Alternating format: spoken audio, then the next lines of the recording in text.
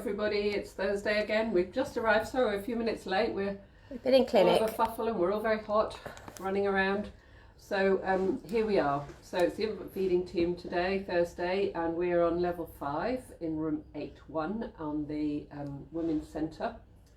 And I'm Naomi, one of the infant feeding midwives. This is I'm Alex, one of the infant feeding midwives, and this session is for about an hour. This is about our 20-something. Somebody will be very wise and tell us. We can't keep up, but it is quite a lot. I think someone did last week. They did. It was about 21 or 22, I think they told us, which is magnificent. We've thoroughly enjoyed it, and I hope you're getting something from it. Let us know if you're not, because we can stop then if it's not helping you, but we think it's getting out to a lot of people.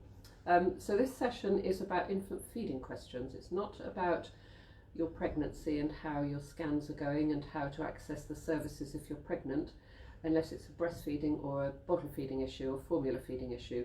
So if you have got questions about your pregnancy or about your scans or about your midwife and midwife appointments, then please direct them to a different forum. There are Ask the Midwife sessions on several times a week on this forum, and also you can ring your own midwives and contact them as well in the usual way.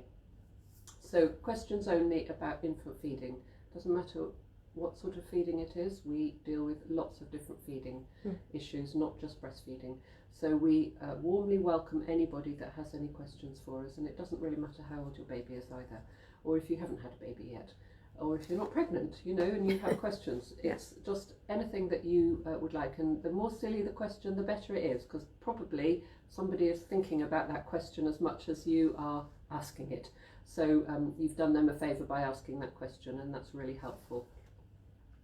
So fire away with your questions. We love to have them, and the more the merrier. Hopefully we can get through them, and we will apologise if we have missed any of you at the end. It's technology is not always perfect, and sometimes we don't see that questions come in. We do try. I'm sitting here, I've got a laptop on my lap, so anybody, if you keep seeing me looking down, it's because that's how I'm reading the questions. So we do our damnedest. We did miss a question a couple of weeks ago, and we addressed it the following week, and we will do our best to answer any questions that do come up. I'm hoping that you can all hear us. A thumbs up would be lovely, just to make sure you are hearing us okay, and that we're hoping we're not going to have any technical difficulties this week. We've got a mum's already popped a question up there, so hopefully it's from Katie, and hopefully Katie can hear us then. So let us know, just a thumbs up from somebody just to say you can hear us. That would be lovely.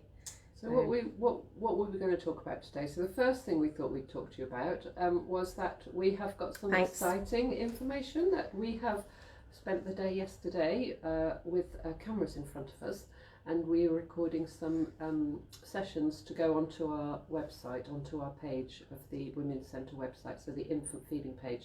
They're not ready yet to see, but we have done 5 separate sessions just talking about all the things we talk about here every week. So what we did skin to skin, so there's a session of talking about that, and you can access that when it's on. We'll give you the thumbs up when it's going to go live. I'm enjoying all the thumbs up they're coming up at the moment. But thank you all of you. And I can see, wonderful. And I can see the questions coming through. So we'll come to those in a moment. And we did positioning and attachment, and hand expressing, a bit about pumping, a bit about four reliable signs of milk transfer. And I'd like to think that our regular customers on here can recite it with their eyes closed now, because we say it every week at least once, if not twice or 3 times.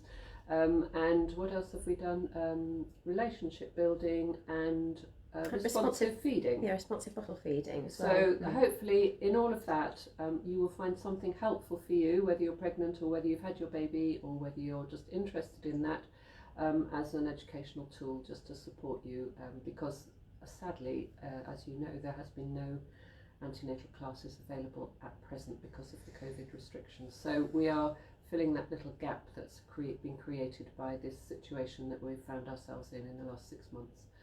So watch out for that. We'll tell you when it's live, and then you can give us your feedback on it as well. So that's quite exciting, we think, and it's taken a lot of energy and a lot of time. I don't think we're going to get any Oscars for it, if I'm honest. No, we weren't meant to be actors. We're midwives. It's when they go, take 6, you know you're not a natural. So be kind to us. Yeah, hopefully we just got the information across anyway. Yeah. We'd have loved to put a lot more humour in, but the time constraints were not allowing us. But anyway, so shall we ask some of these questions then? So they're coming through. So our first question is from Katie, and that's how I hoped we knew we could be heard. She's just wondering if the JR still provides formula once the baby is born. We do have formula. We actually at this moment in time stock 3 different sorts of formula, but I think this is a perfect opportunity to say to you that we do have formula, but to remember that all formulas are exactly the same. So regardless of which formula you buy and how much you spend on it, it will still meet your baby's needs. Your baby will still grow the same way if you're buying the cheapest or the most expensive brand of formula on the market. That's because they have to meet certain statutory requirements. So they have to have the same amount of vitamins, minerals, fat, etc. in them. And if any of the companies are advertising that they add such and such or whatever this is, then actually if it were absolutely necessary for the baby and proven to be important, then they would all have to add it. So just thinking that when you're buying your formula, you do not need to go out and buy the most expensive formula that's around, because you're not buying the best, because they're all just as good as each other. So actually you could save a few pennies and spend it on something else. So just to get that out there. But yes, we do have formula here for the mothers who need it. Yes, it will be made available to you if you do need it. We also have DBM though, so for our mothers that are wanting to breastfeed, intending to breastfeed, if they encounter any problems, then actually the first thing we would give you, if you haven't been able to express any of your own, would be donated breast milk, because that keeps a baby human milk exclusive, and that's what we would do first and foremost. Okay, I hope that's answered your question, Katie. And also if you're not sure about all the different makes of the formula, it's all a bit of a difficult decision for you. There's a great website called First Steps Nutrition, which you can access a document for parents which lists all the formulas available in the UK, and it tells you what's in them and the calorific value, and if you're vegetarian or whatever, which one's suitable for you.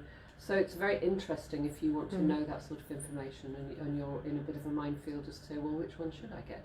It will tell you what's available and what's suitable and what isn't suitable for your baby at the age that it is. Yeah, so that's First Steps Nutrition, which is absolutely fantastic resource for parents. Yeah. It'll give you a lot of information. Hopefully that's answered your question then, Katie. Bethan has said, I've had to use nipple shields for a while. Is there any problem with using them for a long time? Do you want to answer that one? There isn't a problem using them at all. It's entirely personal to what your needs are, and if your baby's reaching its milestone, so it's gaining the appropriate amount of weight every week, or every month when you're getting it weighed, and it's doing poos and wees and it's content and you're enjoying your breastfeeding experience, then there isn't any pressure to come off them. But they do get 30% less milk through a nipple shield, so we don't, the first thing is we don't recommend that you feed your baby with nipple shields before you've got mature milk in the breast, so certainly not in the first 3 or 4 days. They do become very addicted to them, so it becomes more difficult to get them off them when they're on them. But many women breastfeed their babies exclusively on nipple shields for over a year, and they're very happy with it. So your baby, the other thing to say is that they will only come off them when they're ready. So they will do it, and it might be one day you go out and you've forgotten to take them and they have to get on with it and feed, and then that's the end of your relationship with nipple shields. Or you just might try it one day and your baby's quite happy to go on the breast without, and it's not a problem for them. So there isn't anything wrong with using them, but your baby will generally will get more milk through the breast without them. And the other thing is, why are you using them in the first place? If you've got sore nipples, we can understand that, but it doesn't address the problem often. It just puts a sticky plaster over it.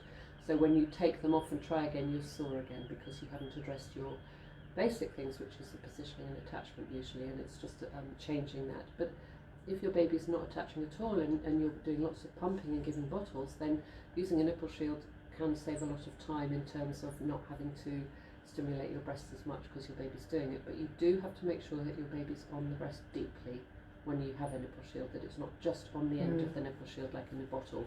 It's got to have a really big, wide open mouth, and it has to go right deep into the breast in the same way as if you were doing breastfeeding without a nipple shield. Then what you find is that the transition from using a nipple shield to going back to the breast is easier because they have learnt to breastfeed with a really big, wide open mouth and a deep latch. Yeah. If they don't do that because they're sucking their cheeks in and they're on the end, the first thing is you may have reduced milk supply. The second one is that they don't know how to then breastfeed when you try to take it off. So it's about making sure that your attachment is really deep and a big wide open mouth, even if you're using a nipple shield. And, you know, access services so that you can get support if you want them to come off them if you can't do it yourself. Absolutely. Try it when your baby's nice and relaxed. So it might be that you feed your baby first, and then at the end of the feed try it when it's a little bit more sleepy and doesn't realise what's happening. Yeah. It may not get quite so much milk in its mouth, and that sometimes can be a bit scary for a baby that's not had mouthfuls of milk without a nipple shield on. They get that little bit less milk through them, so they get a little bit alarmed when they get a big mouthful if they've not had that before. So, you know, talk to us if you need to. Talk to OBS, Latching. They will all support you in transition, or tell you that it's fine to keep going if your baby's reaching its milestones. I hope that's answered your question okay. Okay, that was Bethan's question, and Imi said hello Imogen and her lovely baby. Lisa has put a question to come in 2 stages, so I'm going to nip down to where the full question is. So Lisa has said, I know you must discuss this all the time, but I'd love to understand the different positions and correct attachment, especially if the angle of the dangle is down. We like that you've used that terminology. Such good terminology. You're great. First time mum due on the 25th of November. Oh, she's planning ahead. Well done. So, do you want to demo it? Positioning and attachment. Yeah. Shall I step out the way and pass you a bit breath? So, what was the question again? How do you... The positioning and attachment and angle of the dangle. Okay. So yes, you can go back to other ones, because I might not do as well as some other ones, you know, because it's days are different. But I think it does bring us on nicely to one of the things that we were going to talk about today, because one of the things that mothers do very frequently is hook. So babies need to need to look at the way that your breast lies. You don't, you know, when you have your own breasts, obviously ours aren't attached, so we have to hold them. But actually, you don't need to hold your breast all the time, and you know, don't mirror us in that one, because we've got woolly ones and they'll fall over if we're not careful. So we're holding it because we have to. We've talked about putting Velcro on them. Yeah, so you don't need to hold your breast all the time. It's just that we have to do that to demonstrate. So you need to get your baby into the contours of your body. So look how this little one is tucked right into my rib cage, right round, and its feet are tucked right round my waistline, and coming up right underneath my opposite breast and tucked in close. So there's very little gap between the baby's body and my body. The next thing is that your baby is lined up with the nose to the nipple. So you don't want to start with your baby opposite the nipple. You want to start with your baby with its nose opposite the nipple. We have a lovely leaflet, don't we, that we can demonstrate as well, so you can see that more clearly. And then your baby will be able to lead with its chin, so it'll come up onto the breast, and the nipple will skim over the top gum and go straight into the back of the roof of the mouth, the top of the roof of the mouth. So what you don't want to be doing, no matter where your breast lies, and I'm going to talk about the angle of the dangle in a minute, is hook. We don't want that. So your baby should be in the same place, whatever you do, and you're literally lifting your baby with your heel of your hand on the baby's shoulder, so between the baby's shoulder blades, and you're taking your baby up onto the breast in the same plane. So you don't want to be doing that, okay, which is what lots and lots and lots of mums do. They line it up beautifully and they lift it up and hook it so that the baby then goes on like a bottle with the nipple in the middle of its mouth, and that creates all sorts of problems. Do you want me to show the picture? Yes. So that's a baby lined up nose to nipple. Once the baby tips its head back, it ends up upper lip, with the upper lip just skimming the nipple. And you can see the chin is coming in first, the nose is miles away. That baby's going to go on really well, as long as that mother just pushes the baby straight on and doesn't, as Naomi says, hook. So you leave your baby in exactly where it should be, so that it doesn't actually move on your body. It stays close into the contours, and its chin just skims on, indents the breast, and the gum just skims over the nipple, and the nipple is drawn into the back of the roof of the mouth. Now, as you can see, this breast is rather pert and rather forward facing, and if you're very lucky you'll have a breast like that, but most women have got a breast like that. So as you can see, if I try and do that, the baby's on with the nipple coming to the side and falling out.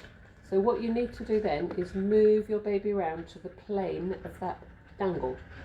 So it's very subtle, but you can see that I've twisted the baby around a little bit more. It's still very close to me, but its body is looking up at me more. So that is the first one. Now sometimes women have got breast down here. That's also extremely frequent and normal. And your baby will need to go even further around. So can you see the baby's almost on its back in this position? So if you try and put your baby on the breast, in that position, you can see the nipple here is falling out of its mouth even more.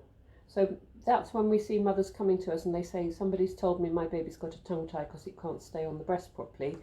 It's not. It's normally because you haven't worked with the angle of the dangle and you haven't supported your baby to stabilise the breast in its mouth. It's as simple as that. So what we do suggest you do is look at your breasts in the mirror. Look and see where they're lying, and get somebody to video you on your phone. You can delete it straight away so no one else can see it. And look at where your angle of your dangle and where your baby is in relation to the angle of your dangle. And if you see that the breast is slightly sideways on the baby's mouth, you need to exaggerate the dangle and the angle more, or leave the dangle where it is. Or if you struggle with that, you can roll a muslin up and put it underneath your breast and have that as a roll. So it's sort of like a support like that under your breast, and that will lift your dangle up and straighten it up a bit if you're struggling. So you can do a bit of both. You can do either or either. You know, it depends on the size of your breast. Some breasts are not big enough to have a roll underneath them, and some are very big, and it doesn't make a lot of difference unless you've got a big roll underneath there. So have a look and see what you've got. Is it there, there, or there? It might be coming out that way. It might be going straight down. Whatever you've got is normal, and your baby doesn't know anything different apart from what you've given it. It's not actually breastfed anyone else's breast. So whatever you give it is normal, and that's what your baby learns to deal with, because that's mammalian behaviour. It's born to breastfeed, so it should work out what to do if you give it the tools to do it. So I hope that helps you. If I haven't answered what you meant, then let us know. I think you did. Oh, yeah. Different positions. Different positions. Okay, so the other thing is, if you are, and we have done this a little bit on the video, so that's great. It's going to be accessible to everybody. So if your breasts are very low lying like that, you might find putting your baby underneath your arm like this in exactly the same way. Your baby is in the contours of your body, close in. There's not much gap between the baby and the breast and my body. I always say just a gap enough for a piece of paper. Yeah, exactly. No gap. Aye. So if your breasts are up here, then your baby will need to come up further that way. If your breasts are down there, it will need to come here. If your breasts are over there, then your baby will need to be even further round, so that the principles are exactly the same no matter where you put your baby when you're feeding. So that's another position that you can use, and that's very helpful if you have got slightly larger breasts or you've got two babies, because then you can do two at the same time, and that's always very helpful. And you can see, you're looking up at the baby's eyes, you can see both the baby's eyes when it's feeding. Another position we talk about sometimes is laid back, and so that's when you're leaning back a little bit and your baby's leaning forwards on you and you're holding your baby around its tummy. It's a bit harder to do this with a breast that's a bit loose, but your baby's into the contours of your body again, but in a different way. You're holding just below the armpit, so you're not lifting the arms up because they'll go in front of their face if you do that. Keep the baby down and they will bob, and literally they will do what I'm doing. They will bob like that, and you're holding onto your baby, and then they will come up from underneath and lift them up. So if you can't get your baby on, drop your baby down a little bit more, maybe drop your knee down so that your knee's out straight and your baby's underneath the breast. If your breasts are up here, then you'll need to lift your baby a little bit higher. If your breasts are lower, you may need to support it with a wedge underneath it or a roll, and support your baby doing that. In the early days, what you might find really helpful, which requires very little skill on both parts, baby or you, is what we call face planting. It's very technical. And your baby's feet are under the opposite armpit to the one you're going to feed on. He's lying like a seal, so we're talking face down. We're not talking about on the side, we're talking face down. And you basically plonk your baby on top of the nipple, and it puts its hands on either side of your breast, and then it bobs and goes on, but gravity helps your baby go on, so it will gape And what you can do, this is when you're in hospital maybe and you've just had your baby, this is what babies do, they crawl and attach. But you can just get some express colostrum and sort of put it around your baby's mouth, and they will lick. When they do that, they will open their mouth and take the breast into it, so their tongue will be flat. So if you're struggling with a baby who lifts its tongue up like that, and you can't get the baby to attach, put lots and lots of milk all around your baby's mouth and let it start to lick. And as soon as your baby licks, the tongue comes out and down, and then it will take the breast into its mouth, and it will also get food. And that is always a reward. You know, they're like little puppies, they like doggy biscuits. They want a present, so give them one. And give them a little bit of milk to lap so that they go back. They know that that's where the milk is. So if you keep trying and there's nothing for them, they will stop doing it or they will cry. And I'm sure many of you have experienced that. So always give them a present, and this will encourage them to open their mouth and lick in any of the positions I've shown you, and that will encourage them to attach and feed and have a positive feedback that they're getting more milk. Does that help? Hopefully. So that's, have I forgotten a position? No, I think you've done them. I think I've done all of them. Cross really, cradle, underarm and upright, yeah. And then face planting. Yeah, I think you've done that. Yeah, so, you know, those are the main ones, and then obviously you work your own ones out as well. And you've got to look at your own body and your own baby and what suits you, but get some help as well. You know, the usual support services, so that's Oxfordshire Breastfeeding Support, Latching, Baby Cafe, there's one in Abingdon, and you know, if it's really complex and they've talked to you and feel that you need to see us, then it's a call to us, or you can just self-refer and ask us a question and we'll decide if we need to see you or not. So there is lots of opportunity to talk to people that can support you with breastfeeding, and that's really important that you get that help. Absolutely. Early. As early as possible. Absolutely, so that you don't lose your supply. That's more important than anything else, I think. I think that's something that we talk about quite a lot, is remembering that you have a 2-week window to maximise your milk supply. So actually, if things aren't going well in the beginning, concentrate on getting a milk supply, get expressing, keep the milk moving. We can work with babies that are not feeding particularly well. As time goes on, we've got time to teach babies and for them to learn and hone their skills. What we do not have time for is pushing a milk supply if we haven't done it in the first few days and into the first 2 weeks. So really getting a milk supply established can be the most crucial thing you do. And we do get mums saying to us, oh, but I want to breastfeed, when we're talking about expressing. We say, yes, but that's what we're going to work towards. But if you don't have a supply in the beginning, when your baby's learnt how to breastfeed and there is no milk for that baby, then actually it was no point them learning, because they're not going to stay at the breast if they're not getting anything. So the supply is crucial. We got a thank you from Lisa for that. I've seen that already come up further down. So thank you, Claire. Thank you for Lisa. So she's obviously happy with the result. Claire, one of our regulars, has come on. Hello both, lovely to see you. I have what sounds like a stupid question. I'm sure it isn't.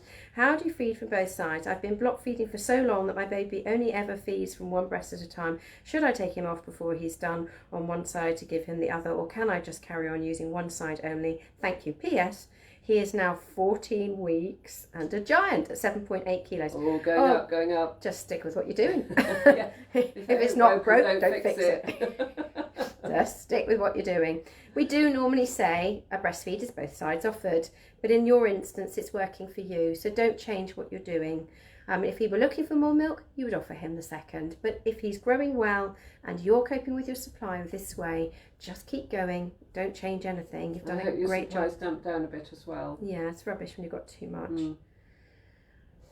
Right, lovely to speak to you, Claire. No doubt we'll hear from you again. Lucy has come on. I've moved to the region at 28 weeks and registered with the GP, and she's hoping to give birth on the Spires, which is great. She's 36 weeks now and hasn't heard anything about coming for a growth scan. Should I contact someone? My midwife is out of region 2, or wait for the JR to contact. I think you need to contact your midwife and ask them to contact the scan and see what's happening. That's not our expertise on this one, but I would get your midwife to chase that scan appointment then, and see what's happening if you are due to deliver here. They will need to put a referral in, or your GP will need to put a referral in. Yeah, hopefully they've done that already, but do chase them, because you should be, if you're already 36 weeks, and you should be having your appointment now if you're due to have a scan. So do give them a call and make them get in touch with the scan department. Hope that helps, Lucy. We look forward to meeting you in the future. Sarah has said, do you know if I can have a water birth if I test positive for diabetes? I don't believe diabetes is an issue for this. Again, what sort of diabetes you've got, but actually you need to direct this form to ask the midwives. This is an infant feeding one. Yeah. So we don't tend to deal with pregnancy and birth and antenatal questions unless it's directed for breastfeeding or formula feeding or bottle feeding. So we're not the best people to ask that. You need to be directing it to ask the midwives so that they can answer it correctly, because we wouldn't like to say that we're giving you the wrong advice. Yeah, just give your midwives a ring. Best time to catch them is usually first thing in the morning when they're coming in and collecting their appointment. So if you give or leave a message now, they'll be in tomorrow morning. So give them a shout and ask them what the latest is on water births and diabetes. And also your diabetic midwife. If you're going to the diabetic clinics, they will be able to give you the right information. They will tell you what the plan is for your birth, and they will go through that with you. Yeah. So good luck with that, Sarah. Maybe we'll meet you too in the future. And Katie's come back and said thank you. Right, that was Lisa's question in its entirety. We've answered that one now. Spots of blood in which was also quite mucousy. Not a lot and not all the time. He's fully breastfed. She'd had a chat with the GP who wasn't able to help her and just said to... First thing to say is, has Leo been a bit unwell maybe? Has he had a cold?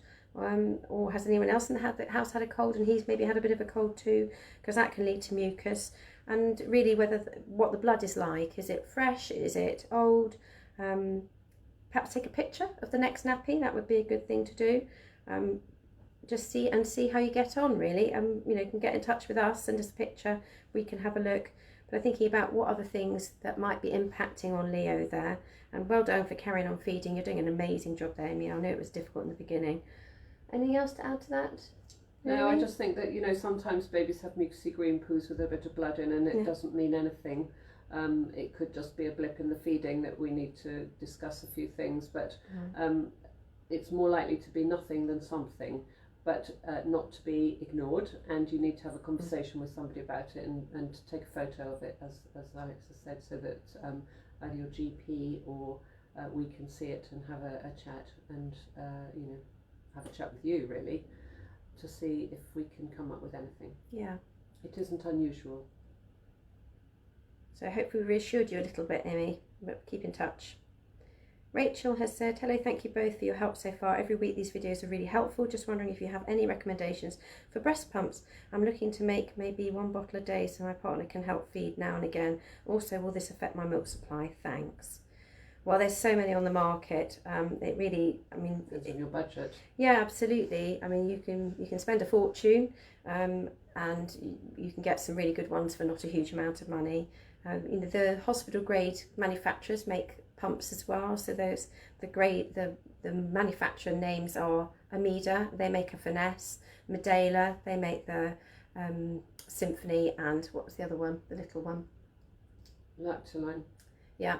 So, yes, that's line. And Ardo is another one as well. But if you go on to, because you're only doing 1 bottle a day, if you were looking to really push your milk supply or, fully feed your baby through expressing, we'd be saying you definitely need a double, but you don't need a double if that's all you're doing.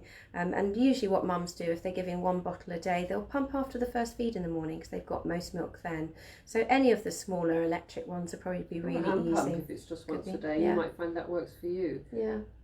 But there are some very, very swish ones on the market, and there's some absolutely brilliant, not so expensive ones on lots of shopping lines. Yeah.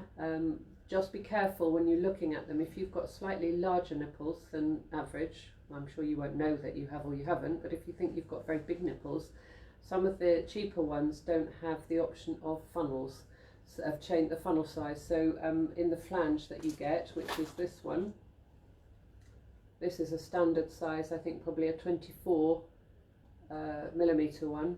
Oh no, it's 30. This is a 30.5 millimetre one. I don't know if you can see that, but it's that bit that they're measuring, okay? So that's the size that you're looking at for your breast and your nipple to go in. And if it's too tight, it'll make you as sore as if you're breastfeeding and you're struggling. If you're using a pump to rest your breast, you will struggle. So some of the cheap ones that are Chinese that are on some of the shopping sites are only 24 millimetre. If we've got a 24 millimetre one to do any comparisons with, is that I can't see it. No, that's a 30 as that's well. a 30.5. So it's a much smaller aperture here. So you're more likely to rub on it. So if it's very small. So just make sure if you're buying one that you can buy different size funnels in case the one you get is too tight or too small. Some funnel sizes start at about 21 millimeters, and then 24 is standard, and then you can get 26 or 27, and then 30, and then up to 36. So in varying sizes. So you know, mostly they cater for every nipple size and shape. Sometimes we don't get pump funnels that are big enough, and some are tight, you know, even too big for smaller breasted women, so smaller nippled women. All of the nipple sizes that you have are normal. All of them are normal. It's just what you've got, like nose or feet or ears or anything else, eyes. It's what you're born different. with. Doesn't mean anything. It just means that you need to buy one that fits you. It's like buying the right pair of shoes. It's important that you get the right width and the right length, and then you get the best out of them. They're comfortable, and that's the same with a funnel when you're using a pump. So look at the cheap ones if that's what you want to spend, but make sure that if you think your nipples are slightly larger than some women's, then consider spending a bit more so that you've got the option to change the funnel sizes, because then you're wasting your money if it doesn't fit you and it's too sore and you can't pump with it effectively. The other thing to say is if it doesn't fit you well, it'll stop the milk production. It'll, you know, the milk won't come out in the same way because it's not actually doing what it should be doing. It's too tight. So bigger is probably better than too small when you're pumping. Yeah, absolutely. We tend to have the bigger sizes in the wards, don't we? Yeah, we try and make it so that everybody fits one of the funnels. Financially, it's better for us to do that than have them too small and we can't accommodate too many women. Yeah. So think very carefully when you're buying one to see what you can do with it and what size the funnel is in the box, to make sure. And so do some homework. Look at the manufacturing details. And look at the reviews, because people will review them. You know, there might be women who say, you know, this didn't fit me, it was too small. So if you think you have got, you know, nipples on the larger side, then if they're saying it's too small, then the likelihood is it's not going to work for you. If you're thinking of a hand pump, just to think the how you use a hand pump is really, really important. A hand pump needs to have a very slow rhythm. So people get the hand pump, and what they have is a handle that you're going to pull in. So you're going to always mimic a baby when you're using a pump, whether it's a hand pump or an electric pump. And you want to start with a quick cycle, so quick, and some of the pumps will have an automatic initiate rhythm going, and once you start seeing droplets of milk, it goes slow, and this is mimicking what babies do. So with a hand pump, what you do is the minute you start seeing any milk, you bring the handle in and you hold it, you hold the vacuum, you watch the milk dripping, and as it starts to slow, you let go and you do it again.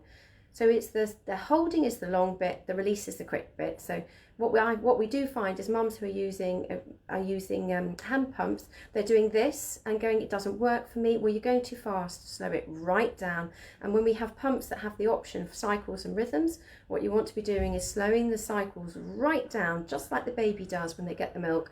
You slow the cycles right down, and then you'll get the best letdown of milk that way.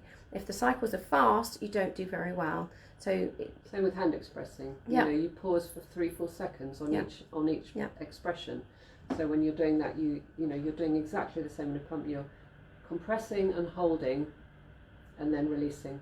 You're not doing it quickly because you won't get the milk coming down in the same way. You've got to hold and squeeze and give that time, and it's exactly the same with hand expressing as it is with using a pump.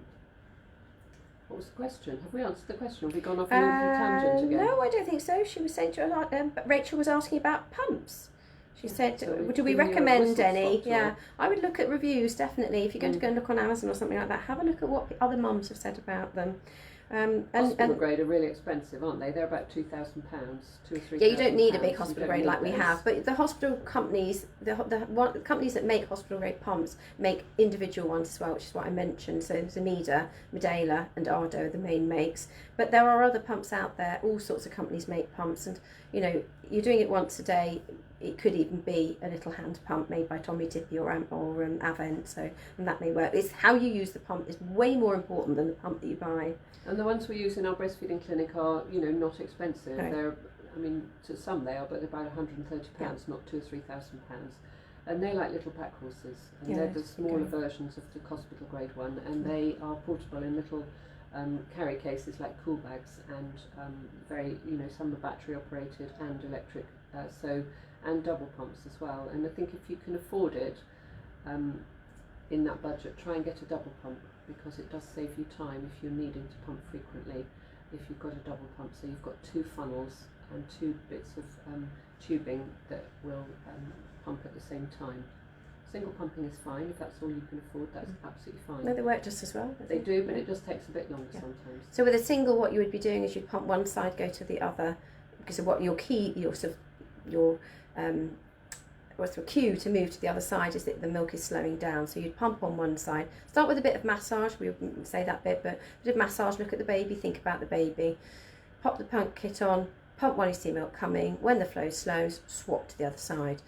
Pump while you see milk coming. When the flow slows, back to the other side. And you go backwards and forwards and backwards and forwards. And as we said earlier, you're always mimicking a baby. A baby goes when they're at the breast, they go chomp, chomp, chomp, chomp, chomp to get the milk. And then when the milk starts coming, they go into big, deep sucks with pauses and big, deep sucks with pauses.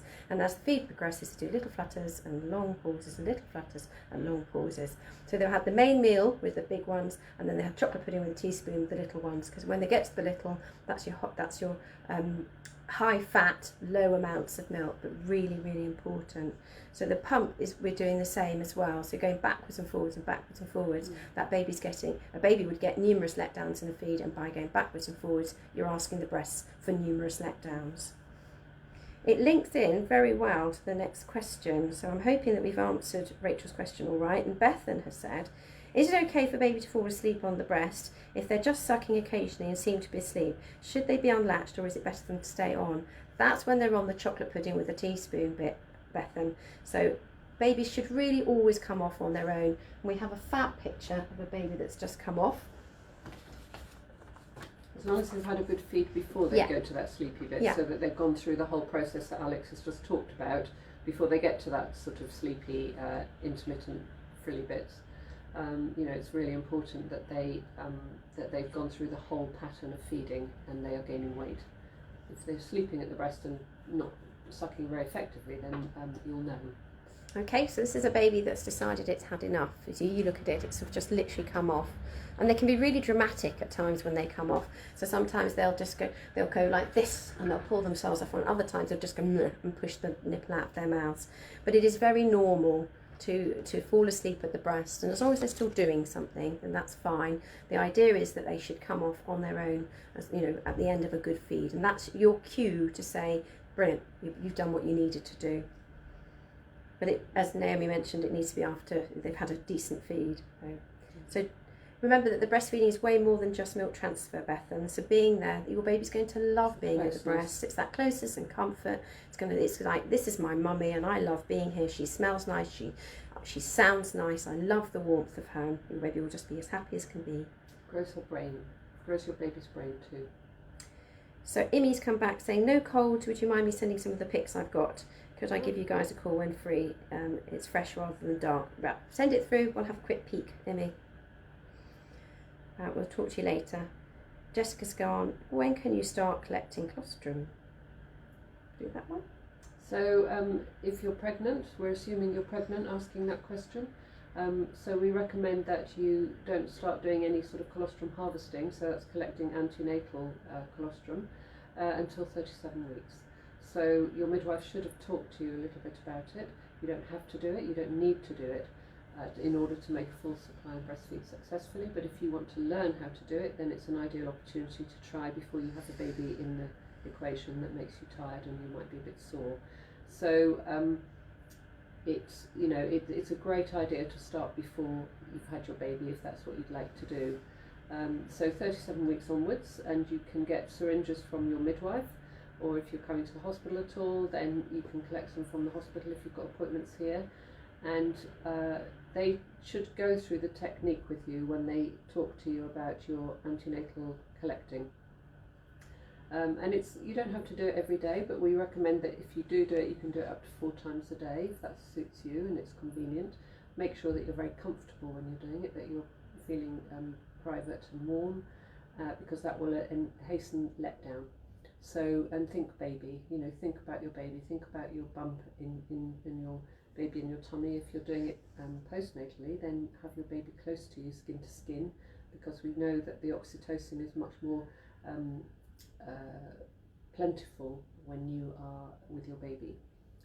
But if you're thinking about your baby in the same way when you're pregnant and you're feeling and tuning into your baby's movements, then you are working with that to release hormone as well. So, Jessica says she's 35 weeks. It's come up on the screen. so a little bit soon to start doing it, unless you think you're going to deliver your baby today or tomorrow, and then if you're in labour, you could possibly do it if you're before term.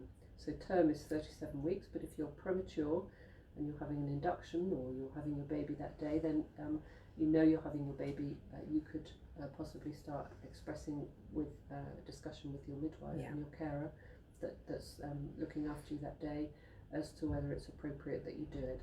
But certainly from 37 weeks if you're pregnant. So a couple of weeks time, but you can start thinking about it and reading about it and make sure that you you get the opportunity to do it and the information. I can go through hand expressing with you if you'd like me to.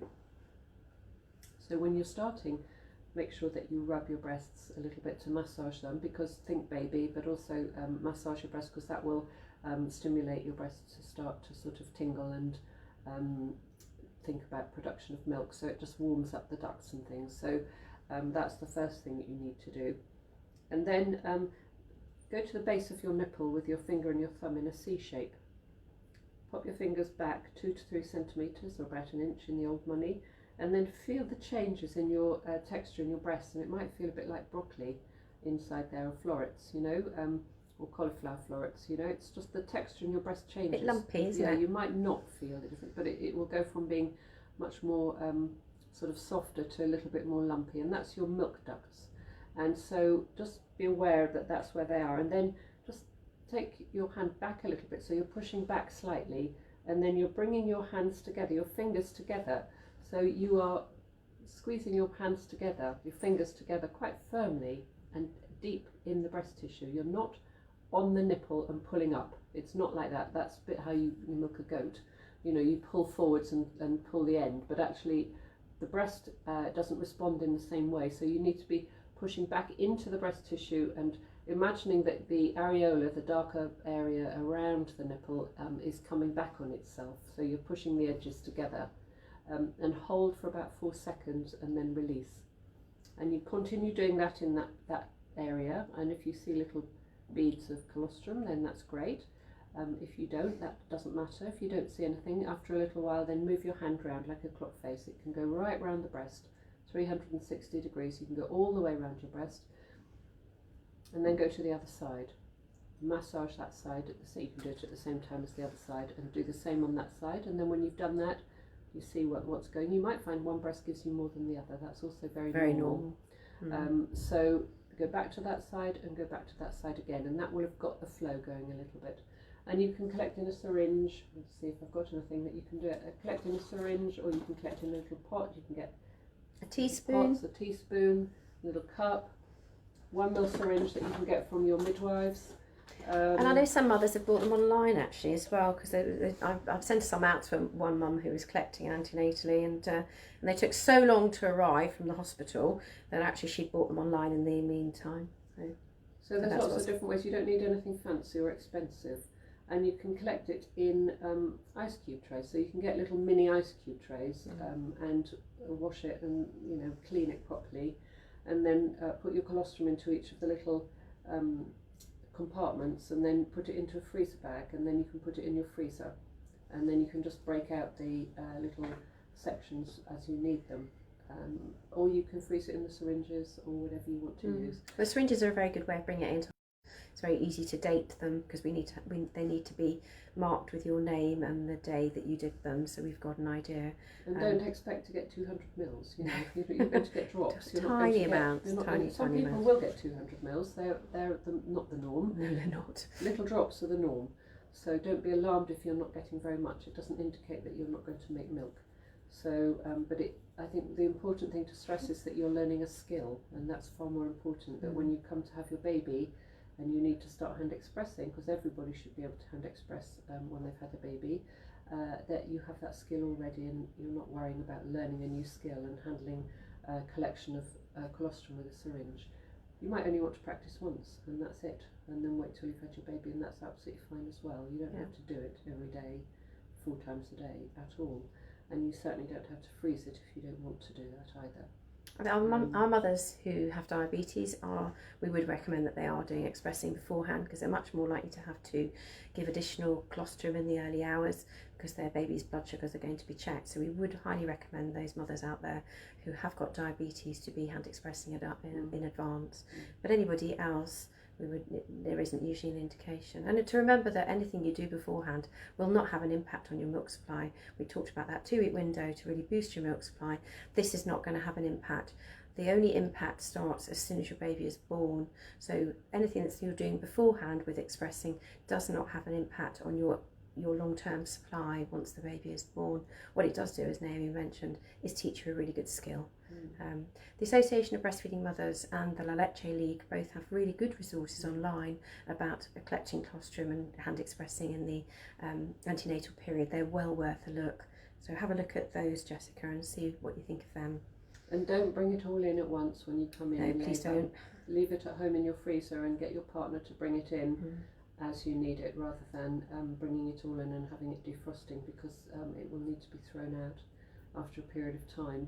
So we don't want you to waste it. It would be tragic, or it will get left on the ward if you're in a different department, and then you get moved in labour and it's left behind and people don't know who it belongs to, and it gets just disappears. Yeah, we'd recommend you bring it in a cool bag with ice blocks, because small amount, because it has to be once defrosted, it'll have to be thrown away after 12 hours, unfortunately, which is really heartbreaking because it is liquid gold. So small amounts, and then hopefully partners can bring in a bit more if you do need it, but you may not need it. And I think the other thing to say about it is that it's not replacing your breastfeeding and stimulation after you've had your baby. It's an addition. So if you have lots and lots and you're bringing it in, don't just think, oh, I'm okay, I don't need to do anything, and you're coasting. You actually need to hand express and feed your baby as well, because that will determine your milk production in the first few days of your breastfeeding are the crucial ones. First hour is the crucialest. Most crucial, crucialest. That's a good The most crucial in your baby's life, really, the first hour, the golden hour. And that feed in the first hour is the most important feed that your baby will do, because it primes your breasts and starts the process off. And we know that mothers that are fed on one side in the first hour have more milk in that breast than the other side.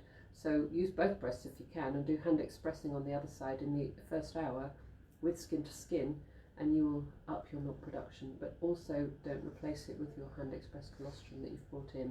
That's an extra, it's a bonus. So just keep stimulating your breasts from the first hour of your baby's birth. It is the gift for life, and it determines your baby's health for their life. So when they're 75, if they got that lovely colostrum in the first few days, that's determining all the viral and protective things that will protect them for life. So it's really important that you give your baby milk as soon as you can after you've had your baby, and certainly in the first 10 days is when the clock's ticking to make milk. So that's your time limit, really, when you're making milk, first 10 to 14 days. It could be as little as 3. So that's why we say you have to really prime your breasts as early as you can, so that you have plenty of milk for when your baby needs it. Moving on to the next question. I've had a quick look through it. I'm not actually sure of the answers. This is Steffi. Steffi has said, is it okay to eat peanuts while breastfeeding? My husband is allergic and so is his sister. I did eat nuts during my pregnancy, but I'm a little apprehensive now, so thank you so much. Yes is the answer. Yeah. I'm just thinking about whether you're eating them round him, though, is what's worrying me. Around your husband is very different, yes. Yeah. But I can see your point that you don't want to desensitise your baby, and the recommendation is that if you are you're worried about that and there's a history of it, then I think the latest advice is that you carry on eating things like that in your pregnancy. But yes, obviously not around your husband. It's changed so often, hasn't it, when it's come to this, what the latest is. Yeah. So your baby is desensitised to all these things before it's born. Yeah. So I hope that helps, Steffi. Tanny has said, how often should a 10-day-old be swallowing when latching on? I'm worried he's just sucking. I'm having to use nipple shields. Well, we normally look for a suck-swallow pattern of really sort of one suck, one swallow, 2 sucks, 1 swallow. We really don't want babies going 5 sucks, 6 sucks, 1 swallow, because that, in the majority of the feed, we do understand that as the feed progresses, and we talked about the little nibbles and the big pauses, that's normal, but it's the middle of that, the main part of that feed when the babies had the pause after getting the let down, and they should be really doing suck, suck, swallow, suck, suck, swallow. That's what we're looking for. And when we're assessing a feed, we're looking at it quite carefully to see how much swallowing is this baby doing. Can we hear it? We don't always hear it, but you can often see that bigger jaw drop that will tell you that baby's had a nice big swallow. So we would be expecting your baby at this stage, because you will be having mature milk by 10 days, to be doing quite a regular suck swallow rhythm. So suck swallow, or suck suck swallow ideally, and if you don't think your baby's doing that, but if everything else is going well, if your baby's gaining weight, pooing and weeing appropriate to age, things we all talk about, then actually if that's all happening, don't worry. But if that's not happening, then actually we would be worried. Do you agree with that? Yeah, and also, you know, if he's not deeply enough on, he won't make the next feed. So you've got to go back to what we said at the beginning of this session, that a deep latch is really, really crucial with a nipple shield as much as not, so that they can milk the breast and get the milk out of the breast, not the end of the nipple, because that will reduce your supply over a period of time. And you know, in the first 14 days, your body doesn't know whether you've had 1 or 6 babies, because you're a mammal, and all mammals produce multiple babies. So your body will make enough for 6 babies until you've told it that you haven't got 6. So you think you're cruising with your supply in the early days, because there's a glut of milk with some women, not everybody, but a glut for some women, and they cruise on it, and actually they don't stimulate enough, or they don't feed enough, or they don't pump enough because they're getting plenty out on 1 or 2 sessions. And actually what you'll find is that the body says, oh, 14 days is over and there's only half a baby, because that's all you've asked it to do. You will only make enough for half a baby, so your supply will be down. So this is why we talk about frequent stimulations and frequent feeding to stimulate your supply when the clock's ticking, to determine how much you make later. And so your body is calibrating how many babies you've got and how much it needs to feed the baby that it has. You know, your baby's suckling, the speed at which it suckles and swallows and drains the breast is really important. And you know, some babies will take a 5-minute feed and get plenty, and others will take a 40-minute feed and get the same amount. So it's very personal to you and your baby, and so you can't be complacent with any of that in the early days. You have to keep your foot on the accelerator until proven that you have established your milk supply, and that the body realises that actually you have got one baby that needs this much milk. And you know, not the 6, but it will drop down very quickly after about 2 weeks. And that's when mums say they didn't have enough milk, or their supply dried up, because they didn't do lots of feeding. They just cruised on the fact that their body made enough for 6 in the early days. But actually it will work it out very quickly, and it'll drop off. And that's when we find babies start losing weight, when that's happened. Okay. Bethan's come back and she said, I had no idea I was using a hand pump wrong, thanks. It's funny actually, I remember when my days of doing it as a volunteer, driving all the way out to Reading to see somebody who told me that she couldn't pump, and I went to see her, and lo and behold, it was just the technique on the hand pump. Oh, for Attend Anywhere, I could have done with it then, so, which is the video platform that we now can use, which is great. So I'm really glad it's worked for you, Bethan. So have a go, because it really does make a huge difference. Leah's come on saying, I want to feed breast milk, but ideally express so Daddy can be involved. When do you advise to start expressing, and at what point move on to expressing full time, no breast? I hope that makes sense. I'm 25 weeks and just trying to get my head around feeding, so I'm prepared. Thank you. I think the first thing to say to you, Leah, is actually you do need to get the milk supply established, as you're obviously intimating here. You'd need a good few weeks to really get the milk supply established, and just to say to you that maybe have a slightly more open mind about whether you want to move solely to expressing, because that's an awful lot of work. Quite hard work. Yeah, the majority of our mums who are expressing because they have no choice would be delighted to not be expressing all the time. I totally understand that you want to express some so your other half can be involved, and lots of parents feel that way, but actually to be fully expressing and feeding that expressed breast milk, you are doing double the work. And actually when breastfeeding is going well, putting a baby to the breast is actually an awful lot easier than having to pump and be ahead of the baby and have the milk to give them. So whilst I totally understand your partner, you wanting to be a partner, to be involved, and I see no reason why not, maybe have an open mind about whether you really want to go on to fully expressing, because I can tell you the mothers that are doing it find it really, really tough. And also it does work for some women, saying that we're not going to be negative, and if you're giving breast milk, that's brilliant. Yeah, absolutely. But it is hard work. It is. You need to make about a litre a day, 750 to a litre a day, and so that involves quite a lot of pumping to get that amount out. And you might have plenty of milk, and that's fine, or it might takes quite a lot of your time to get the flow out. So I think on a need-to-know basis, and call us when it happens, or talk to someone that can support you when it comes to that, and see what your supply is like and what your flow is like, because it might work brilliantly for you. So it is very doable, and a lot of mothers do it and enjoy it thoroughly, and that's absolutely fine. You can do half and half, and your partners can help as well. But there's an awful lot of other things partners can do other than giving a bottle. A lot of things for you, and that's an important part of the relationship. But talk to somebody as it's happening, so that we can talk it through, or someone can talk it through with you. I think the key will be establishing that milk supply right at the beginning. We seem to talk about milk supplies an awful lot today, but establishing that milk supply, and that will give you the choices going forward. That takes about 6 weeks. Yeah, so really getting want to go from there. I'm hoping the connection's all right, because our computer has frozen. So, and I know that we've gone off a moment or two ago. So anyway, so moving on. So hopefully at the end of our session. Yeah, hopefully that was helpful, Leah. Kate has come on and said, sorry, this has already been covered. How do you know when to swap to the other breast? Well, hopefully the baby will tell you. So, the idea is babies come off on their own. We held that picture up earlier. Babies come off and they say, I've had what I need on this side, and that's your opportunity to offer them the second. So it's like having your main course someone and your pudding on the other, and they may not always want it. As we heard earlier, Claire was saying that her baby won't go on the second side, doesn't go on the second side, but it's growing beautifully. So not all babies will always need the second side, but it's nice to be offered. Remember, you've got 2 breasts. Yeah. In fact, you've got 3 or 4. Yeah, you just go backwards and forwards. And if you've done 2 and they're not quite happy, then use the other one. But they will come off spontaneously, and they're also meeting their milestones. They are gaining weight, they're pooing and peeing appropriately, and they're happy, and you're happy.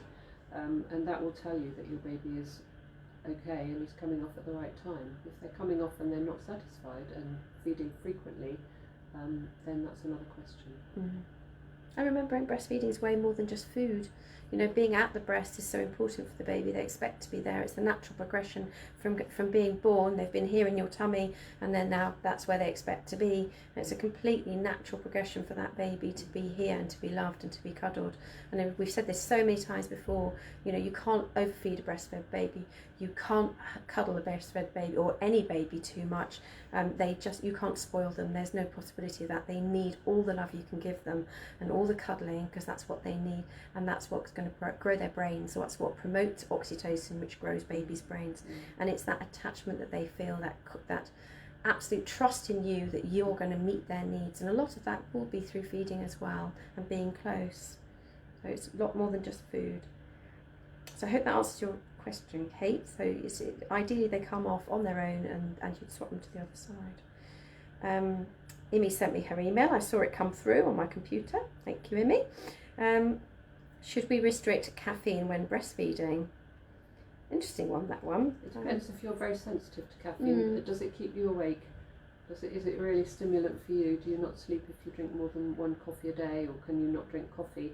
And I think that just see what happens. It's usually about 8 hours after you've had it that it kickstarts. So if you have a strong coffee at 7 o'clock at night or 5 o'clock at night, think 9 hours later what your baby's doing, and is it really alert and stimulated by it. Certainly, some mothers cannot touch caffeine at all when they're breastfeeding, and that includes things like Coke and chocolate and all of the other things, and they go on to herbal teas and water, and soft drinks and things because they are so sensitive to caffeine. And other mothers can drink anything, and they can drink anything when they're not having babies, and it doesn't affect their sleep. Or if it's my sister, she had to drink caffeine, so she was totally needed the caffeine. Her and her baby. She needs caffeine on a daily basis, and so the children got used to it. Try and see, because some women are incredibly sensitive to it and just don't tolerate it at all. Generally, you can eat and drink most things when you're breastfeeding, but it depends on you and how sensitive your body is to caffeine as to whether your baby picks up on that sensitivity and has the same sensitivity to the very small amounts that you may get. Try it and see. Yeah. So Leah and Kate have both come back and said thank yous, which is lovely. I'm glad we answered your questions. And Steffi's come back, and I didn't mean to suggest anything. She's put thank you. I promise I'm careful with nuts around my husband. I'm sure you are. Having an allergic person in my house, I know how careful you have to be. Yeah, I know what it's like. Yes, we're very careful. I'm sure you are. It's always a bit scary at times. I can also understand why you don't want your baby to have it. Yeah, no, absolutely, totally understand. Yeah. So I think this is our last question. Yes, I think it's a comment actually looking at it. It's from Bethan. She's come back again. She said, this session has been so helpful. Thank you. You've answered questions I didn't know I had. Support through COVID is tricky, so this is wonderful. Thank you very much. You're very welcome. Our lovely Sharon Ling, who's one of our fabulous colleagues out in Chippy, said both looking lovely, well ladies. I hope you're okay. We are. We know you're out there doing a great job. Get well soon, Sharon. Right, I think this is our last question. Becky's just come up now. Becky's just popped a question up. Her baby's 5 weeks old, and I've spoken with the breastfeeding nurse that the health visitor suggested a more upright breastfeeding position, as we think he might be a bit refluxy. That's a good position to try. We only had a phone call session. Could you show me a few positions I could try? So if you look back on this one, we have just done that already. We did that first. We did the upright feeding just at the beginning of this session, towards the first sort of 10 minutes or so. So you might find if you start at the beginning again, you can see that in full, all the different feeding positions we've done, and one of them is the sitting up position. You can also get your health visitor and your OBS. They can talk you through some positions, and also Latching, they have got lots of support on showing you how to do different positions. Sitting your baby up is great, and it sometimes works brilliantly. Look at the latch as well, make sure that your baby's got a really deep latch. Is it that it's just not quite the right mix of milk the baby's getting, and it's feeding frequently and getting lots of food but not getting fat in the milk to just make it not so fizzy in their tummy, because sometimes they get too much lactose if they're on and off the breast frequently. So you might find changing the position and getting a deeper latch will alter your baby's behaviour as well. It might not be reflux, it might just be the way your baby's feeding, and sitting up will certainly tell you that. But have a look back to what we did at the beginning, because we spent quite a long time talking about that earlier, and we're running out of time now to go through it all over again in the same session. So I hope that helps you. If you can find that would be great. But use local services as well. Right. Yeah, she said she missed the beginning. Becky's just come up going, I missed the beginning. Have a look. We literally covered it today, so it's perfect. You don't have to trawl through any old videos. No, it's there. Sharon's come back and said thanks, Naomi, to you as well. And Leah has said she agreed with Bethan and thank you. So I think that's us for today. We might struggle to cover next week, but we'll let you know if that's going to be a problem. We'll get it put up by the on the Maternity Voices Partnership. We're running a bit thin on the ground with staff to cover all the commitments we've got at the moment, but we will do our damnedest to be here. So thank you for all your fabulous questions, and we'll address the issues that have come up since from people who are contacting us, and and hopefully we'll see you next week. All right, thank you very much to one and all. Bye from us.